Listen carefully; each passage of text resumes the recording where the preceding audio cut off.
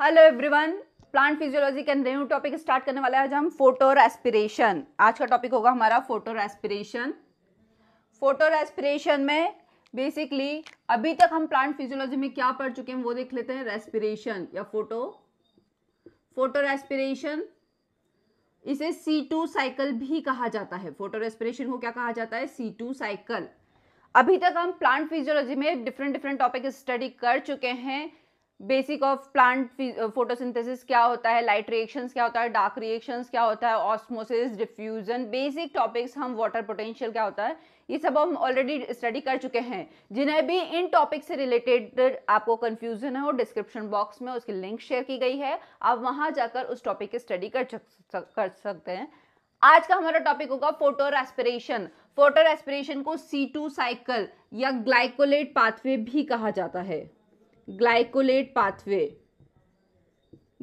Pathway भी किसको कहा जाता है? फोटो रेस्पिरेशन या C2 साइकिल को। फोटो रेस्पिरेशन होता क्या है? बेसिकली हम क्यों इसके, हमारे माइंड में कुछ बेसिक क्वेश्चन आते हैं कि हम कुछ भी पढ़ रहे हैं तो क्यों पढ़ रहे हैं, रीजन क्या है इस पाथवे को पढ़ने का। ऐसे प्लांट में क्या हो जाता है कि प्लांट फोटो रेस्पिरेशन करने लगता है। सबसे फर्स्ट क्वेश्चन कि फोटो रेस्पिरेशन का मतलब क्या होता है? फोटो रेस्पिरेशन का मतलब होता है जब प्लांट O2 का या ऑक्सीजनेशन की प्रोसेस करे तब वो पाथवे कहलाता है फोटो रेस्पिरेशन पाथवे। मतलब क्या करेगा, जो प्लांट सेल के क्लोरोप्लास्ट में राइबोलोज 1,5 बिसफॉस्फेट है RUBP, वो जब ऑक्सीजन से रिएक्ट करने लगेगा, रुबिस्को एंजाइम इस RUBP का ऑक्सीजनेशन करेगा, तब वो पाथवे क्या कहलाएगा? Photo respiration. क्या कह रहे हैं? RUBP का ऑक्सीजनेशन कराएगा, RUBP का ऑक्सीजनेशन होगा और किस एंजाइम के थ्रू? रुबिस्को एंजाइम इसका ऑक्सीजनेशन कराएगा। वो पाथवे क्या कहलाएगा आपका? Photo respiration. अब हमारे माइंड में क्वेश्चन आता है कि ऐसी क्या प्रॉब्लम है कि रुबिस्को जो कार्बन डाइऑक्साइड से एफिनिटी शो करता है वो ऑक्सीजन के साथ एफिनिटी भी शो करता है। हमने देखा था रुबिस्को की कैरेक्टरिस्टिक प्रॉपर्टी में कि रुबिस्को जो एंजाइम है, राइबोलोज 1,5 बिसफॉस्फेट कार्बोक्सिलेज ऑक्सीजनेज जो एंजाइम है, वो कार्बन डाइऑक्साइड से भी अपनी एफिनिटी शो करता है और ऑक्सीजन के साथ भी अपनी एफिनिटी शो करता है। बट कार्बन डाइऑक्साइड के साथ उसकी केम वैल्यू कैसी होती है? कम होती है in comparison to oxygen. Oxygen के केस में उसकी केम वैल्यू क्या होती है? ज्यादा होती है। मतलब एफिनिटी कैसी होगी? कम होगी। मतलब यदि कार्बन डाइऑक्साइड और ऑक्सीजन दोनों हैं तो रुबिस्को पहले किससे बाइंड होगा? कार्बन डाइऑक्साइड से ही बाइंड होगा, ना कि ऑक्सीजन से। मतलब एक कंडीशन तो हमें समझ में आ गई। फोटो रेस्पिरेशन की कंडीशन में या फोटो रेस्पिरेशन के साइकिल में प्लांट सेल के अंदर कार्बन डाइऑक्साइड का लेवल कैसा हो जाता है?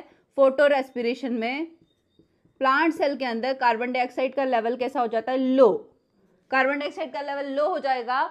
मतलब हमने एक और कंडीशन देखी थी, ये कार्बन डाइऑक्साइड का लेवल कितने कंसंट्रेशन से? 50 ppm से भी कम हो जाएगा। 50 ppm से भी कम हो जाएगा। तब उस कंडीशन में रुबिस्को किससे बाइंड हो जाएगा? ऑक्सीजन से। मतलब अपनी ऑक्सीजनेस एक्टिविटी शो करेगा। सेकंड कंडीशन क्या हो जाएगी? कब और रुबिस्को ऑक्सीजन से बाइंड कर सकता है? सेकंड कंडीशन फर्स्ट हो गई जब कार्बन डाइऑक्साइड का कंसंट्रेशन प्लांट सेल के अंदर कम हो जाए। सेकंड कंडीशन जब टेम्परेचर बहुत ज्यादा हो, टेम्परेचर कैसा हो? प्लांट के हाई टेम्परेचर हो, तब प्लांट सेल क्या करती है? और कार्बन डाइऑक्साइड से बाइंड ना करते हुए किससे बाइंड करने लगती है? धीरे धीरे ऑक्सीजन से बाइंड करने लगती है। थर्ड कंडीशन क्या हो सकती है? जब ऑक्सीजन का लेवल ज्यादा हो, प्लांट सेल में ऑक्सीजन का लेवल बहुत ज्यादा हो, तब वो किससे बाइंड करने लगेगा? रुबिस्को ऑक्सीजन से। हमने C4 साइकिल देखा था। C4 साइकिल में हमने देखा था कि C4 प्लांट्स होते हैं जो हाई टेम्परेचर वाले एरिया पे ग्रो करते हैं। ठीक है, हाई टेम्परेचर वाले एरिया पे C4 प्लांट्स ग्रो करते हैं, तो उनमें तो पैप्सिको एंजाइम है, पैप कार्बोक्सिलेज एंजाइम है।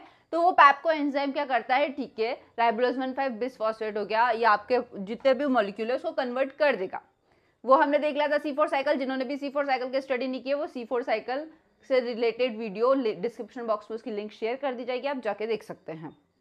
ठीक है, वहां पे डिफरेंट एंजाइम था, पैप कार्बोक्सिलेज, जो कार्बन डाइऑक्साइड से एफिनिटी बहुत ज्यादा शो करता था, जो C4 प्लांट का अडॉप्टेशन था। ठीक है, बट जरूरी तो नहीं है सारे प्लांट में यदि हाई टेम्परेचर हो जाए, कुछ C3 प्लांट्स भी होंगे जिनमें टेम्परेचर हाई होगा, तब उस कंडीशन में C3 प्लांट्स में क्या होगा, तो उस कंडीशन में C3 प्लांट में फोटो रेस्पिरेशन की प्रोसेस चलने लग जाएगी। C3 प्लांट्स की सेल्स क्या करेंगे, फोटो रेस्पिरेशन का पाथवे चलाएंगे। क्यों? क्योंकि टेम्परेचर ज्यादा हो चुका है। टेम्परेचर ज्यादा होने के कारण C3 प्लांट्स के स्टोमेटा लॉन्ग टाइम तक क्लोज रहेंगे। यदि लंबे समय तक स्टोमेटा क्लोज रहेंगे तो प्लांट सेल के अंदर कार्बन डाइऑक्साइड का कंसेंट्रेशन 50 ppm से कम हो जाएगा, और यदि 50 ppm से कम हो जाएगा तो C3 प्लांट्स में वो क्या करेंगे, C3 प्लांट्स में जो आपका रुबिस्को एंजाइम है, क्योंकि उसके पास तो एफिनिटी थी ऑक्सीजन के लिए भी, तो वो किससे बाइंड करने लग जाएगा, आपका रुबिस्को ऑक्सीजनेज एक्टिविटी शो करने लग जाएगा। ठीक है, तो यदि आपसे पूछा जाए C4 प्लांट के बारे में, तो C4 प्लांट ने तो अडॉप्ट ही कर लिया, उसमें अडॉप्टेशन हो चुका है पैप को, उसमें पैप कार्बोक्सिलेज एंजाइम आ चुका है। तो उस कंडीशन में तो आपका इसमें, इसीलिए हमने पढ़ा था C4 प्लांट में फोटो रेस्पिरेशन का पाथवे नहीं चलता। क्यों एब्सेंट होता फोटो रेस्पिरेशन, उसका रीजन हमने देख लिया है। ठीक है, C3 प्लांट में क्या चलेगा, आपके ऑक्सीजनेज की कंडीशन के कारण फोटो रेस्पिरेशन होगा। अब फोटो रेस्पिरेशन यूजफुल पाथवे है या यूजलेस पाथवे है, तो completely wastage pathway photo respiration.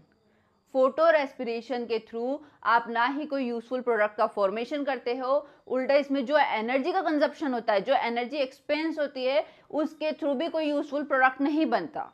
मतलब फोटो रेस्पिरेशन कंप्लीटली कैसा है, एक टाइप का वेस्टेज पाथवे, वेस्ट पाथवे है फोटो रेस्पिरेशन। इसके थ्रू कोई भी यूजफुल प्रोडक्ट का फॉर्मेशन नहीं होता। इनफैक्ट इसमें जो फर्स्ट स्टेबल कंपाउंड बनता है 2-फॉस्फोग्लाइकोलेट, 2-फॉस्फोग्लाइकोलेट, ये 2-फॉस्फोग्लाइकोलेट भी मेटाबॉलिकली यूजलेस प्रोडक्ट होता है। इसका मेटाबॉलिकली कोई भी यूजफुल प्रोसीजर नहीं है। बट हाँ, फोटो रेस्पिरेशन का एक जो यूजफुल है प्लांट में, वो डिफेंस मैकेनिज्म में है। किस में है, बेसिकली डिफेंस मैकेनिज्म में।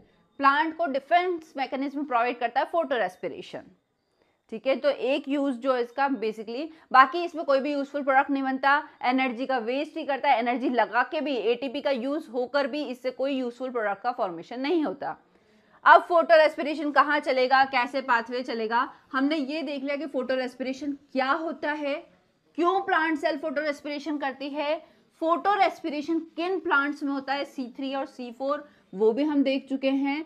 तो ये बेसिक फोटो रेस्पिरेशन का हम देख चुके हैं। अब बात करते हैं फोटो रेस्पिरेशन के साइकिल की। फोटो रेस्पिरेशन की प्रोसेस में 3 ऑर्गेनेल्स इन्वॉल्व होते हैं। फोटो रेस्पिरेशन में बेसिकली 3 ऑर्गेनेल्स इन्वॉल्व होंगे। फोटो रेस्पिरेशन 3 ऑर्गेनेल्स कौन कौन से होंगे, क्लोरोप्लास्ट, 3 ऑर्गेनेल्स इन्वॉल्व होंगे, chloroplast, peroxisome, second peroxisome, chloroplast, peroxisome और माइटोकॉन्ड्रिया। 3 ऑर्गेनेल्स इन्वॉल्व होंगे, क्लोरोप्लास्ट, पेरोक्सीसोम और माइटोकॉन्ड्रिया। क्लोरोप्लास्ट स्ट्रोमा में सबसे पहले जो रुबिस्को होता है वो राइबुलोज 1,5-बिसफॉस्फेट। थोड़ा सा ध्यान से समझिएगा। सबसे फर्स्ट बात करते हैं क्लोरोप्लास्ट ऑर्गेनेल की। डायग्रामेटिक रिप्रेजेंटेशन के थ्रू समझ लेते हैं कैसे स्ट्रक्चर बनेगी। जहां पर भी आपको डाउट हो आप कमेंट करके बिल्कुल पूछ सकते हैं, बट डायग्राम बहुत अच्छे से समझिएगा। क्वेश्चन CSIR नेट में डायरेक्ट टारगेट भी किए जा सकते हैं। क्वेश्चन डायरेक्ट आ जाते हैं 2 नंबर के मार्क्स में कि 2 मार्क्स में भी क्वेश्चन। यदि आपको पाथवे बहुत अच्छे से याद है तो आप इजीली पाथवे को बना लेंगे। ठीक है, क्वेश्चन इजीली सॉल्व हो जाएगा। तो पाथवे को ध्यान से समझिएगा। 3 सेल ऑर्गेनेल्स इन्वॉल्व होंगे, chloroplast, first chloroplast, peroxisome, chloroplast, peroxisome और माइटोकॉन्ड्रिया। क्लोरोप्लास्ट, पेरोक्सीसोम और थर्ड कौन सा है, माइटोकॉन्ड्रिया। अब कैसे पाथवे चलेगा वो देख लेते हैं। क्लोरोप्लास्ट, पेरोक्सीसोम और माइटोकॉन्ड्रिया में पाथवे चलेगा कैसे। सबसे पहले राइबुलोज 1,5-बिसफॉस्फेट, RUBP, राइबुलोज 1,5-बिसफॉस्फेट एटमॉस्फेरिक ऑक्सीजन से, जो रुबिस्को एंजाइम है, रुबिस्को एंजाइम वो एटमॉस्फेरिक ऑक्सीजन को एक्सेप्ट करेगा, ऑक्सीजन को लेगा, क्योंकि क्या है, टेम्परेचर ज्यादा है, सेल के अंदर कार्बन डाइऑक्साइड का लेवल कम है। राइबोलोज 1,5-बिस फॉस्फेट अपनी ऑक्सीजनेस एक्टिविटी के थ्रू किसमें, रूबिस्को एंजाइम इसको ऑक्सीजनेशन के थ्रू इससे दो प्रोडक्ट का फॉर्मेशन करेगा, 3-फॉस्फोग्लिसरेट और 2-फॉस्फोग्लाइकोलेट, 2-फॉस्फोग्लाइकोलेट, दो प्रोडक्ट का फॉर्मेशन हुआ, किसमें डिसोसिएट हो गया, राइबोलोज 1,5-बिस फॉस्फेट ऑक्सीजनेस एक्टिविटी के थ्रू ऑक्सीजनेशन होगा, रूबिस्को एंजाइम उसका ऑक्सीजनेशन करेगा और उसको किस में फॉर्म में डिवाइड करेगा, 3-फॉस्फोग्लिसरेट और 2-फॉस्फोग्लाइकोलेट। अब ध्यान से समझिएगा, ये 5 कार्बन कंटेनिंग मॉलिक्यूल था, 5 कार्बन, ठीक है, 3-फॉस्फोग्लिसरेट 3 कार्बन कंटेनिंग और 2-फॉस्फोग्लाइकोलेट 2 कार्बन कंटेनिंग, ठीक है। तो 5 कार्बन के जिसके 2 मॉलिक्यूल इन्वॉल्व हुए तो इनके भी 2-2 मॉलिक्यूल्स बन जाएंगे, ओवरऑल कार्बन की बैलेंसिंग हो जाएगी। अब क्या हुआ, 3-फॉस्फोग्लिसरेट और 2-फॉस्फोग्लाइकोलेट का फॉर्मेशन हुआ। 3-फॉस्फोग्लिसरेट तो केल्विन साइकिल में मूव कर जाएगा, 3-फॉस्फोग्लिसरेट कहाँ चले जाएगा, केल्विन साइकिल का पाथवे फॉलो कर लेगा। 2-फॉस्फोग्लाइकोलेट आगे जाएगा किसमें, C2 साइकिल में, या आपके ग्लाइकोलेट पाथवे या फोटो रेस्पिरेशन में। मतलब फोटो रेस्पिरेशन में फर्स्ट एज ए सबस्ट्रेट कौन वर्क करेगा, फर्स्ट स्टेबल कंपाउंड 2-फॉस्फोग्लाइकोलेट, इसी कारण इसे ग्लाइकोलेट साइकिल भी कहा जाता है। 2-फॉस्फोग्लाइकोलेट आगे मूव करेगा, 2-फॉस्फोग्लाइकोलेट, क्लोरोप्लास्ट, ये क्या है आपका, ध्यान से समझिएगा, क्लोरोप्लास्ट, पेरोक्सिसोम, क्लोरोप्लास्ट, पेरोक्सिसोम और माइटोकॉन्ड्रिया। क्लोरोप्लास्ट के स्ट्रोमा में चल रही है, क्लोरोप्लास्ट के स्ट्रोमा में रिएक्शंस चल रहे हैं। सबसे पहले क्या हुआ, राइबोलोज 1,5-बिस फॉस्फेट 3-फॉस्फोग्लिसरेट 2-फॉस्फोग्लाइकोलेट में कन्वर्ट हो गया। 2-फॉस्फोग्लाइकोलेट का क्लोरोप्लास्ट स्ट्रोमा में फॉस्फेटेज एंजाइम प्रेजेंट होगा, फॉस्फेटेज एंजाइम का काम ही क्या कहता है, फॉस्फोरिल ग्रुप का रिमूवल करना, किस फॉर्म में कर देगा, इनऑर्गेनिक फॉस्फेट के फॉर्म में उसको रिमूव कर देगा और 2-फॉस्फोग्लाइकोलेट से अब किसका फॉर्मेशन हो जाएगा, ग्लाइकोलेट का, किसका फॉर्मेशन हो गया, ग्लाइकोलेट का, ठीक है। क्लोरोप्लास्ट के पास ग्लाइकोलेट के ट्रांसलोकेटर होते हैं क्लोरोप्लास्ट और पेरोक्सिसोम्स के बीच में, तो ये ग्लाइकोलेट अब मूव कर जाएगा कहाँ पे, पेरोक्सिसोम में। ग्लाइकोलेट कहाँ आ चुका है, पेरोक्सिसोम में। ग्लाइकोलेट पेरोक्सिसोम में आ गया है। पेरोक्सिसोम में ऑक्सीजन के मॉलिक्यूल प्रेजेंट हैं जो इस ग्लाइकोलेट को किस में कन्वर्ट कर देंगे, ग्लाइऑक्सिलेट में। ग्लाइकोलेट किस में कन्वर्ट हो गया, ग्लाइऑक्सिलेट में।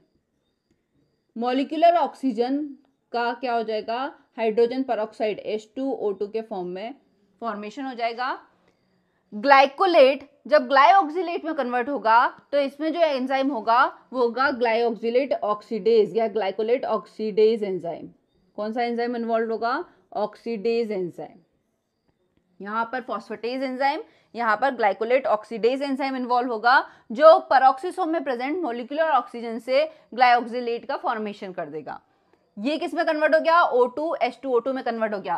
पेरोक्सिसोम में प्रेजेंट कैटालेज एंजाइम इस H2O2 को वापस कैटालेज एंजाइम इस H2O2 को किस में कन्वर्ट कर देगा, वापस से H2O प्लस ऑक्सीजन में, पेरोक्सिसोम में। ये कहां पर होगी, पेरोक्सिसोम में। ग्लाइऑक्सिलेट से नेक्स्ट स्टेप में वापस किसका प्रोडक्शन होगा, glycine. Glycine is a amino acid. Glycine, ये सब 2 कार्बन मॉलिक्यूल चल रहे हैं। Phosphoglycolate 2 carbon, glycolate 2 carbon, 2 carbon transfer हुआ, glyoxylate 2 carbon, glycine 2 carbon, 2 carbon molecule. ये क्या है, glycine. Glycine is amino acid. Glycine क्या है, amino acid. Glycine amino acid है, ठीक है।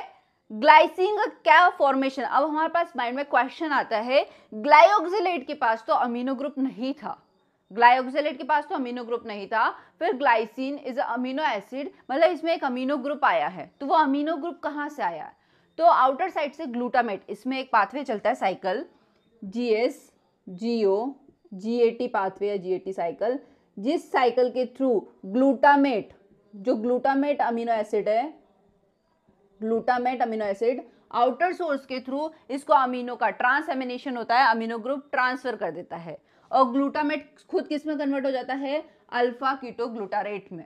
किस में कन्वर्ट हो जाएगा, ग्लूटारिक एसिड में, अल्फा कीटो ग्लूटारेट में कन्वर्ट हो जाता है ग्लूटामेट। मतलब अमीनो ग्रुप ग्लाइसिन को फर्स्ट अमीनो ग्रुप किसने दिया, ग्लूटामेट में साइकिल। ग्लाइसिन का फॉर्मेशन किसके थ्रू होता है, ग्लाइऑक्सिलेट GSGO GAT साइकिल के थ्रू किसका फॉर्मेशन कर देगा, ग्लाइसिन का। Glycine is a 2 carbon containing molecule. ये ग्लाइसिन कहां पर शिफ्ट होगा, नेक्स्ट स्टेप में ग्लाइसिन ट्रांसलोकेटर के थ्रू ग्लाइसिन माइटोकॉन्ड्रिया में चला जाएगा। ग्लाइसिन कहां पर जा चुका है, माइटोकॉन्ड्रिया में। माइटोकॉन्ड्रिया में present glycine D carboxylase enzyme, glycine D carboxylase enzyme कौन होगा माइटोकॉन्ड्रिया में, glycine D carboxylase enzyme, D carboxylase enzyme, glycine D carboxylase enzyme. यहां पर अब ग्लाइसिन, अभी भी ग्लाइसिन कितना था, 2 कार्बन कंटेनिंग मॉलिक्यूल था, 2 कार्बन कंटेनिंग कंपाउंड। ये ग्लाइसिन नेक्स्ट स्टेप में ग्लाइसिन डी कार्बोक्सिलेज से कार्बन डाइऑक्साइड, डी कार्बोक्सिलेज है मतलब कार्बन डाइऑक्साइड रिलीज होगा। यही एक हार्मफुल स्टेप है फोटो रेस्पिरेशन की, हार्मफुल स्टेप यही है। यहाँ पे कार्बन डाइऑक्साइड का रिमूवल होगा, कहाँ पर, माइटोकॉन्ड्रिया में। ग्लाइसिन से कार्बन डाइऑक्साइड रिलीज होगा, अमीनो ग्रुप भी रिलीज हो जाएगा, अमीनो ग्रुप भी रिलीज हुआ। ये ग्लाइसिन किस में कन्वर्ट हो गया, सेरिन में। ग्लाइसिन का कन्वर्जन किस में हुआ, सेरिन में। अब सेरिन तो 3 कार्बन कंटेनिंग मॉलिक्यूल था, सेरिन तो 3 कार्बन कंटेनिंग मॉलिक्यूल है, ग्लाइसिन 2 कार्बन कंटेनिंग मॉलिक्यूल है। ग्लाइसिन 2 है तो सेरिन 3 कैसे बना, इट्स ऑब्वियसली ग्लाइसिन के 2 मॉलिक्यूल इन्वॉल्व होंगे। कितने मॉलिक्यूल, 2 मॉलिक्यूल इन्वॉल्व होंगे ग्लाइसिन के। तो ग्लाइसिन के 2 मॉलिक्यूल इन्वॉल्व हुए मतलब ओवरऑल 4 कार्बन, 4 में से 1 कार्बन डी कार्बोक्सिलेज के फॉर्म में रिलीज हो गया और 3 सेरिन का फॉर्मेशन हो गया। अब ये सेरिन कहां पर ट्रांसफर होगा, नेक्स्ट स्टेप में पेरोक्सिसोम में। सेरिन कहां पर गया, पेरोक्सिसोम में। सेरिन से बनेगा hydroxy pyruvate, hydroxy pyruvate, hydroxy pyruvate का फॉर्मेशन हुआ। इस hydroxy pyruvate, alpha hydroxy pyruvate reductase enzyme के प्रेजेंस में किसका फॉर्मेशन हो जाएगा, ग्लीसरेट का। किसका फॉर्मेशन हुआ, ग्लीसरेट का। Alpha hydroxy pyruvate, alpha hydroxy pyruvate reductase, reductase enzyme आया। अब एक बात बहुत इंपॉर्टेंट पॉइंट नोट कीजिएगा, ग्लाइसिन से जब सेरिन बनता है तो यहाँ पे NADH का फॉर्मेशन होता है, प्रोडक्शन होगा। NAD प्लस कन्वर्ट किस में हो जाएगा, NADH में। कब, जब ग्लाइसिन से सेरिन का फॉर्मेशन या प्रोडक्शन होता है। यही NADH इस रिडक्टेज पाथवे में यूज होगा जब अल्फा हाइड्रोक्सी पाइरुवेट से किसका, ग्लीसरेट का फॉर्मेशन होगा। तब यही NADH का क्या होगा, oxidation. NADH converted into NAD plus, मतलब NADH का क्या हो चुका है, ऑक्सीडेशन, जिसके थ्रू किसका फॉर्मेशन हो गया है, ग्लीसरेट। ग्लीसरेट भी क्या है, 3 कार्बन कंटेनिंग मॉलिक्यूल। ये ग्लीसरेट अब ट्रांसफर हो जाएगा कहां पर, ग्लीसरेट अब कहां पर जा चुका है आपका, वापस से अगेन क्लोरोप्लास्ट में। क्लोरोप्लास्ट में जैसे ही ग्लीसरेट ट्रांसफर होगा, ग्लीसरेट का काइनेज एंजाइम के थ्रू फॉस्फोराइलेशन होगा और 3 फॉस्फो ग्लीसरेट का प्रोडक्शन हो जाएगा। काइनेज एंजाइम इन्वॉल्व होगा, काइनेज एंजाइम आया मतलब एटीपी का डोनर कौन, फॉस्फोरिल ग्रुप का डोनर कौन हुआ, एटीपी। एटीपी किस में कन्वर्ट हो गई, एडीपी में। किसका फॉर्मेशन हो गया, 3 फॉस्फोग्लिसरेट। ये 3 फॉस्फोग्लिसरेट C3 साइकिल के थ्रू किसका फॉर्मेशन कर देगा, राइबोलोज 1,5 बिसफॉस्फेट का। यहाँ पे कौन सा आएगा, C3 साइकिल। ठीक है, तो ये था आपका फोटो रेस्पिरेशन ओवरव्यू। एक बार ध्यान से समझ लीजिएगा। सबसे फर्स्ट स्टेप में क्लोरोप्लास्ट के स्ट्रोमा में राइबोलोज 1,5 बिसफॉस्फेट प्रेजेंट है, जो रुबिस्को के ऑक्सीजनेस एक्टिविटी के थ्रू 3 फॉस्फोग्लिसरेट और 2 फॉस्फोग्लाइकोलेट में डिसोसिएट हो गया।